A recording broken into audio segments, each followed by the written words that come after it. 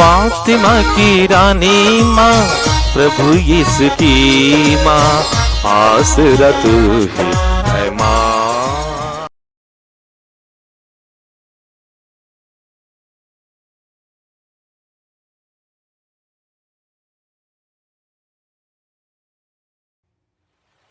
पहला पाठ नबी ईसायास का ग्रंथ, अध्याय 58, पद संख्याएं 9 से 14 तक।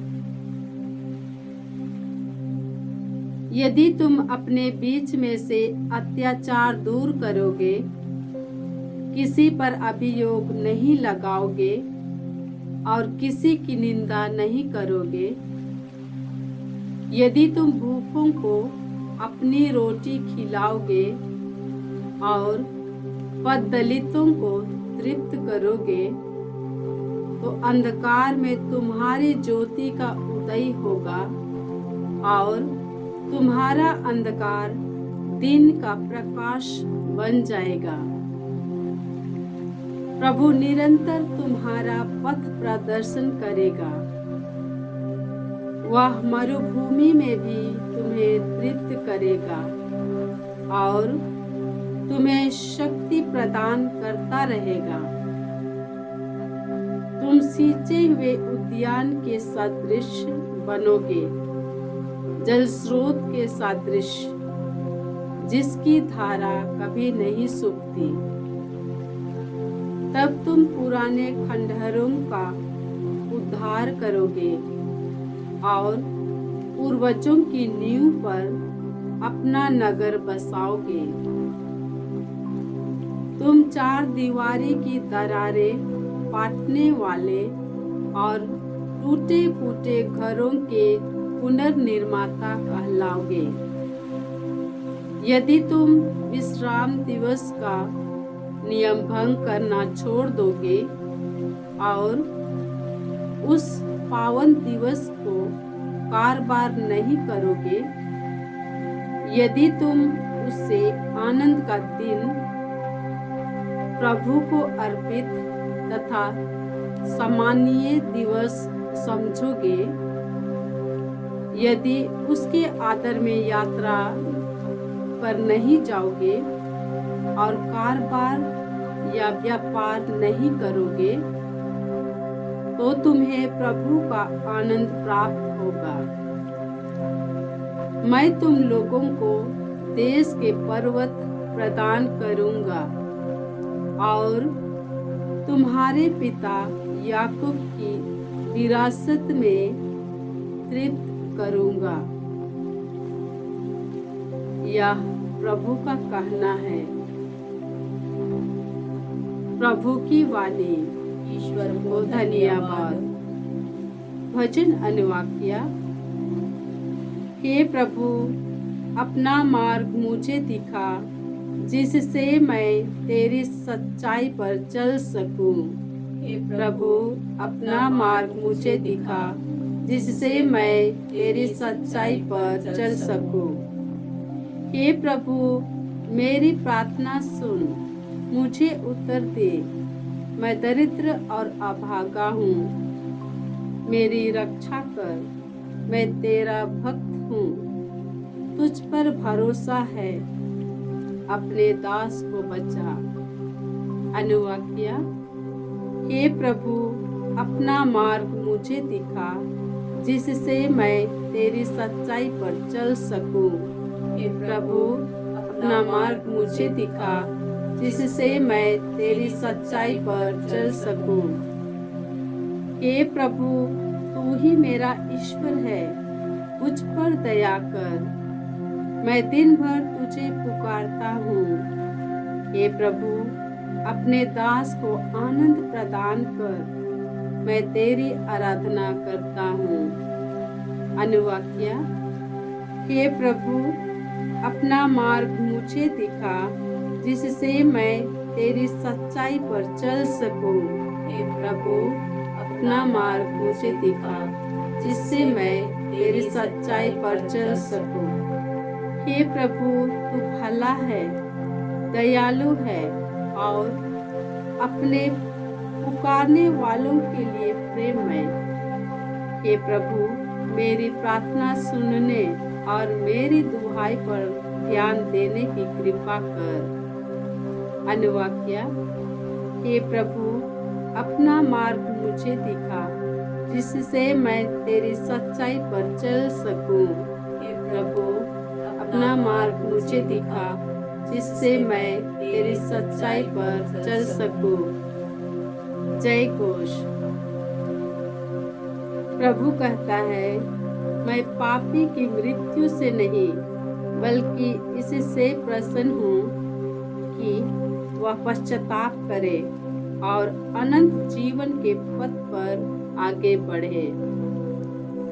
प्रभु आप लोगों के साथ हो और आपकी आत्मा संत के लूकास साथ। के अनुसार पवित्र सुसमाचार हे प्रभु तेरी महिमा हो। अध्याय 5 संख्याएं 27 से 32 तक। यीशु ने लेवी नामक नाकेदार को चुंगी घर में बैठा हुआ देखा और उससे कहा, मेरे पीछे चले आओ। वह उठ खड़ा हो गया और अपना सब कुछ छोड़कर यीशु के पीछे हो लिया। लेवी ने अपने यहाँ यीशु के सम्मान में एक बड़ा भोज दिया। नाकेदार और मेहमान बड़ी संख्या में उनके साथ भोजन पर बैठे। फरीसी और शास्त्री भुनभुनाकर उनके शिष्यों से कहने लगे, तुम लोग नाकेदारों और पापियों के साथ क्यों खाते पीते हो? यीशु ने उन्हें उत्तर दिया, निरोगों को नहीं, रोगियों को वैद्य की जरूरत होती है। मैं धर्मियों को नहीं, पापियों को पश्चाताप के लिए बुलाने आया हूँ। प्रभु का सुसमाचार। हे क्रिस्त तेरी स्तुति हो। जय यीशु क्रिस्त में प्रिय भाई और बहनों, आज का पहला पाठ नबी यशायाह के ग्रंथ से है। अध्याय 58 और संख्याएं 9 से 14 तक। इन पवित्र वचनों में मुख्य 3 विषय है। पहला है कि हमें ईश्वर से प्रार्थना करनी है और ईश्वर हमें उत्तर देगा। दूसरा विषय यह है कि हमें पवित्र जीवन बिताते हुए दूसरों की भलाई करनी है, तब हमारी प्रगति होगी। तीसरा विषय है कि हमें विश्राम दिवस का पालन करना है, ईश्वर की आज्ञाओं का पालन करना है और साथ साथ विश्राम दिवस का नियम पालन करते हुए भलाई करनी है, तब ईश्वर हमें आगे ले चलेंगे, हमको प्रगति देंगे। पहले विषय पर हम ध्यान दें कि हमको ईश्वर से प्रार्थना करनी है। प्रभु यीशु ने खुद हमको सिखाया है नित्य प्रार्थना करनी है और कभी हमको निराश नहीं होना चाहिए। और यीशु के बारे में हम लोग पढ़ते हैं, वे खुद प्रतिदिन प्रार्थना करते थे। दूसरे दिन यीशु बहुत सवेरे उठकर घर से निकले और किसी एकांत स्थान जाकर प्रार्थना करते रहे। प्रभु यीशु अपने पिता ईश्वर से संवाद करते रहते थे। वे व्यक्तिगत रूप से निजी प्रार्थना में लीन रहते थे। बहुत सवेरे उठकर प्रभु यीशु अकेले जाकर प्रार्थना करते थे। हम ये भी जानते हैं कि प्रभु यीशु अपने शिष्यों के साथ प्रार्थना करते थे। साथ साथ वे यरूशलेम मंदिर जाकर प्रार्थना करते थे, सामुदायिक प्रार्थना में शामिल हो जाते थे। जहाँ यीशु जाते थे, जहाँ वे सिनागोग सभागृह पाते थे, वहाँ जाकर यीशु बाइबल पढ़ते थे, वचन पढ़कर प्रार्थना करते थे। संत यूहन्ना के सुसमाचार अध्याय 17 में हम लोग पढ़ते हैं, इस दुनिया से जाने के पहले प्रभु यीशु ने प्रार्थना की। उसके पहले भाग में पिता ईश्वर से व्यक्तिगत रिश्ता है, व्यक्तिगत संवाद है। फिर यीशु अपने शिष्यों के लिए प्रार्थना करते हैं एक छोटे दल के लिए, फिर प्रभु यीशु सभी विश्वासियों के लिए प्रार्थना करते हैं। प्रभु यीशु यह दिखाना चाहते हैं हमारे जीवन में भी 3 तरह की प्रार्थनाएं होनी चाहिए। व्यक्तिगत प्रार्थना, पारिवारिक प्रार्थना और सामाजिक प्रार्थना होनी चाहिए।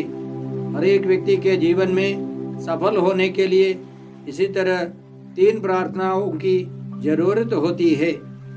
इसलिए आज के पाठ की शुरुआत में हमने इस प्रकार सुना, यदि तुम पुकारोगे तो ईश्वर उत्तर देगा, यदि तुम दुहाई दोगे तो वह कहेगा, देखो मैं प्रस्तुत हूँ। हमारा ईश्वर हमें उत्तर देगा। पुराने व्यवस्थान में अन्य कई जगहों पर ईश्वर इसी तरह हमको समझाता है। उदाहरण के लिए विधि विवरण ग्रंथ अध्याय 4 पद संख्या 7 में हम लोग इस प्रकार पढ़ते हैं, ऐसा महान राष्ट्र कहाँ है जिसके देवता उसके इतने निकट हैं जितना हमारा प्रभु ईश्वर हमारे निकट तब होता है जब जब हम उसकी दुहाई देते हैं। जब हम दुहाई देते हैं, हमारा ईश्वर हमारे निकट है, हमको उत्तर देता है। यिर्मयाह के ग्रंथ अध्याय 33 पद संख्या 3 में हम लोग इस प्रकार पढ़ते हैं, यदि तुम मुझे पुकारोगे तो मैं तुम्हें उत्तर दूंगा और तुम्हें वैसी महान तथा रहस्यमय बातें बताऊंगा जिन्हें तुम नहीं जानते। प्रार्थना में ईश्वर हमें रहस्यमय बातें समझाता है। हमको प्रज्ञा और बुद्धि, सुमति और धैर्य, ज्ञान और ईश्वर पर श्रद्धा, ईश्वर में भक्ति मिलती है। हमें ईश्वरीय प्रेरणा मिलती है। इसलिए हमको प्रार्थना में रुचि रखनी है। तुम्हारा पिता जो एकांत को भी देखता है तुम्हें पुरस्कार देगा। तो हमें अपने कमरे में जाकर द्वार बंद करना है। इसका मतलब यह भी हो सकता है कि हम शांत होकर अपने द्वारों को, दरवाजा, खिड़की सब, आंखें कान सब बंद कर एकांत में, हृदय के अंदर में हम प्रार्थना करें और पिता ईश्वर हमें पुरस्कार देगा। तो जो प्रार्थना करता है उसे विशेष शक्ति मिलेगी, ईश्वर से पुरस्कार मिलेगा, पवित्र आत्मा का अभिषेक मिलेगा। हम इस 40 काल में प्रार्थना का वरदान मांगते हैं। आज के पाठ के द्वारा ईश्वर हमें सिखाता है कि पवित्र जीवन बिताते हुए हमको दूसरों की भलाई करनी है। ईश्वर का कहना है, यदि तुम अपने बीच से अत्याचार दूर करोगे, किसी पर अभियोग नहीं लगाओगे और किसी की निंदा नहीं करोगे, यदि तुम भूखों को अपनी रोटी खिलाओगे और पथ दलितों को तृप्त करोगे, तो अंधकार में तुम्हारी ज्योति का उदय होगा और तुम्हारा अंधकार दिन का प्रकाश बन जाएगा। तो ईश्वर चाहता है कि हम पवित्र जीवन बिताए और दूसरों की भलाई करें। याद रखें, ईश्वर ने इस्राएलियों को सिखाया था पुराने व्यवस्थान में आमदनी का एक हिस्सा गरीबों को देना है। सारी संपत्ति केवल हमारे लिए, अपने लिए नहीं, लेकिन दूसरों के लिए भी एक हिस्सा खर्च करना है, दूसरों की भलाई करनी है, तब ईश्वर हमें प्रतिदान करेगा। ऐसे भलाई करने वालों के लिए ईश्वर वादा करता है, प्रभु निरंतर तुम्हारा पथ प्रदर्शन करेगा, वह मरुभूमि में भी तुम्हें तृप्त करेगा और तुम्हें शक्ति प्रदान करता रहेगा।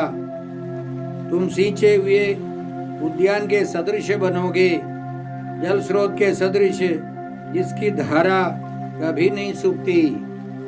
तुम्हारी भलाई होगी, तुम्हारा विकास होगा। और तीसरा विषय है, ईश्वर कहता है, यदि तुम विश्राम दिवस का नियम भंग करना छोड़ दोगे और उस पावन दिवस को कारोबार नहीं करोगे, यदि तुम उसे आनंद का दिन, प्रभु को अर्पित तथा प्रिय दिवस समझोगे, यदि उसके आदर में यात्रा पर नहीं जाओगे, अपना कारोबार नहीं करोगे और निरर्थक बातें नहीं करोगे तो तुम्हें प्रभु का आनंद प्राप्त होगा। प्रभु का आनंद प्राप्त होगा। प्रभु का आनंद पवित्र आत्मा है, केवल एक भावुकता नहीं, एक व्यक्ति है। ईश्वर के नियमों के पालन करने से हमको पवित्र आत्मा मिलता है। स्वर्गीय आनंद से ईश्वर हमको भर देगा। तो भाई और बहनों, इस 40 काल में हम प्रार्थना करते हैं कि हमको प्रार्थना का वरदान मिले, पवित्र जीवन बिताते हुए दूसरों की भलाई, उनकी सेवा के लिए कृपा मिले। साथ साथ हम ईश्वर के नियमों के पालन करते हुए सर्वांगीण विकास प्राप्त करें, इसके लिए कृपा मांगते हैं। आज के सुसमाचार में हमने सुना कि प्रभु यीशु ने लेवी नामक एक नाकेदार को उसके चुंगी घर में देखा और प्रभु ने उसको बुलाया और उसने सब कुछ छोड़कर प्रभु यीशु का अनुसरण किया और उसने प्रभु यीशु के आदर में एक बड़ा भोज दिया। अन्य नाकेदार और अतिथि लोग सब आकर उस भोजन पर बैठे। यह देखकर फरीसी और शास्त्री यीशु के शिष्यों से सवाल करने लगे कि तुम लोग पापी और नाकेदारों के साथ क्यों खाते पीते हो। प्रभु यीशु ने यह सुनकर उनको समझाया कि मैं धर्मियों को नहीं, पापियों को पश्चाताप के लिए बुलाने आया हूँ। प्रभु यीशु एक नए समूह के गठन के लिए आए हैं, एक कलीसिया का निर्माण करने आए हैं जिनमें सब लोग आए, कोई भेदभाव नहीं हो। फरीसी और शास्त्री इसीलिए कहते थे कि लेवी ग्रंथ अध्याय 20 पद संख्या 25 और 26 में इस प्रकार ईश्वर का कहना था, तुम शुद्ध और अशुद्ध पशुओं तथा अशुद्ध और शुद्ध पक्षियों में भेद करोगे। तुम उन पशुओं, पक्षियों और भूमि पर रहने वाले जीवों से अपने को दूषित नहीं करोगे, जिन्हें मैंने तुम्हारे लिए अशुद्ध घोषित किया है। मेरे लिए पवित्र बनो, क्योंकि मैं प्रभु पवित्र हूँ। मैंने तुम लोगों को अन्य राष्ट्रों से अपने लिए अलग कर लिया है। मैंने तुम लोगों को अन्य राष्ट्रों से अलग कर दिया है। और वे लोग समझते थे, इस्राएली लोग समझते थे कि बाकी सब अपवित्र हैं। अब प्रभु यीशु आकर कहते हैं कि वे सब पापियों को बुलाने आए हैं, पश्चाताप के लिए बुलाने आए हैं। और ईश्वर का वचन कहता है कोई धर्मी नहीं है। प्रभु यीशु धर्मियों को बुलाने नहीं आए, क्योंकि कोई धर्मी नहीं है। रोमियों के नाम पत्र में संत पौलुस हमको समझाते हैं कि हम सब पापी हैं, कोई पवित्र व्यक्ति नहीं है। सब ने पाप किया और सब ईश्वर की महिमा से वंचित किए गए। ईश्वर की कृपा से सबको मुफ्त में पाप मुक्ति का वरदान मिला है, क्योंकि यीशु मसीह ने सबका उद्धार किया है। सबों के उद्धार के लिए यीशु आए हैं।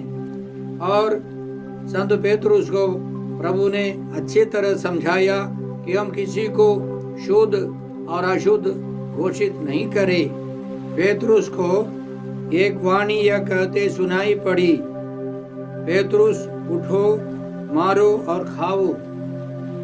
किंतु पेतरुस ने कहा, प्रभु कभी नहीं, मैंने कभी कोई अपवित्र अथवा अशुद्ध वस्तु नहीं खाई। फिर वह वाणी दूसरी बार उसे सुनाई पड़ी, ईश्वर ने जिसे शुद्ध घोषित किया तुम उसे अशुद्ध मत कहो। पेतरुस ने दर्शन में देखा था कि एक चादर पर बहुत सारे जानवर है। उनकी दृष्टि में कुछ शुद्ध है, कुछ अशुद्ध है। लेकिन ईश्वर पेतरुस को कहता है तुम उसे अपवित्र मत घोषित करो। और इसलिए जब पेतरुस ने कर्नेलियस के घर में उपस्थित लोगों को समझाया। पतरस ने उनको इसी तरह बताया, आप जानते हैं कि गैर यहूदी से संपर्क रखना या उसके घर में प्रवेश करना यहूदी के लिए सख्त मना है, किंतु ईश्वर ने मुझ पर यह प्रकट किया है कि किसी भी मनुष्य को अशुद्ध अथवा अपवित्र नहीं कहना चाहिए। कर्नेलियस एक गैर यहूदी व्यक्ति था, एक ऑफिसर था और उसके घर में बहुत सारे गैर यहूदी विद्यमान थे। वे यीशु के बारे में सुनना चाहते थे। पतरस को अब मालूम हो गया कि उनको अपवित्र नहीं पुकारना है। पतरस ने उनको यीशु के बारे में समझाया और सुनने वाले सब लोगों पर पवित्र आत्मा उतर आया। तो प्रभु यीशु हमको सिखाते हैं कि हम किसी को दोषी नहीं ठहराए। दोषी ठहराने का काम ईश्वर का है। हम किसी को भी अपवित्र नहीं समझे और उनको स्वीकार करना है। अपवित्र व्यक्ति, अशुद्ध व्यक्ति पवित्र हो जाए, पश्चाताप करे। इसलिए प्रभु यीशु आए हैं। उन्होंने सबों की मुक्ति के लिए प्रयास किया। उन्होंने सभी लोगों के पापों के लिए प्रायश्चित किया है। इसलिए संत यूहन्ना अपने पहले पत्र के अध्याय 2 प्रसंगिया 2 में इस प्रकार समझाते हैं, उन्होंने यानी यीशु ने हमारे पापों के लिए प्रायश्चित किया है और न केवल हमारे पापों के लिए बल्कि समस्त संसार के पापों के लिए भी। सभी लोगों के सभी पापों के प्रायश्चित के लिए प्रभु यीशु अपने को बलिदान हो गए। अपने को प्रभु ने बलि चढ़ाई। हम प्रभु से यह कृपा मांगते हैं, इस 40 काल में हम उस लेवी के समान सब कुछ छोड़कर प्रभु यीशु को पूर्ण रूप से अपनाए और साथ साथ हम यीशु के समान सबों के लिए, सबों की मुक्ति के लिए परिश्रम करें। आइए हम प्रार्थना करते हैं। हे अब्बा पिता, हे प्रभु यीशु, हे पवित्र आत्मा ईश्वर, आज के सारे पवित्र वचनों के लिए हम तुझे धन्यवाद देते हैं और तुझसे प्रार्थना करते हैं कि हम सब लेवी के समान तेरा अनुसरण करें, उनके समान हम पवित्र जीवन बिताकर तेरे पास लौट आ सके। हम यह प्रार्थना करते हैं प्रभु क्रिस्त के द्वारा। हमारे प्रभु यीशु क्रिस्त की कृपा, ईश्वर का प्रेम और पवित्र आत्मा का साहचर्य आप सबों को प्राप्त हो। आमीन।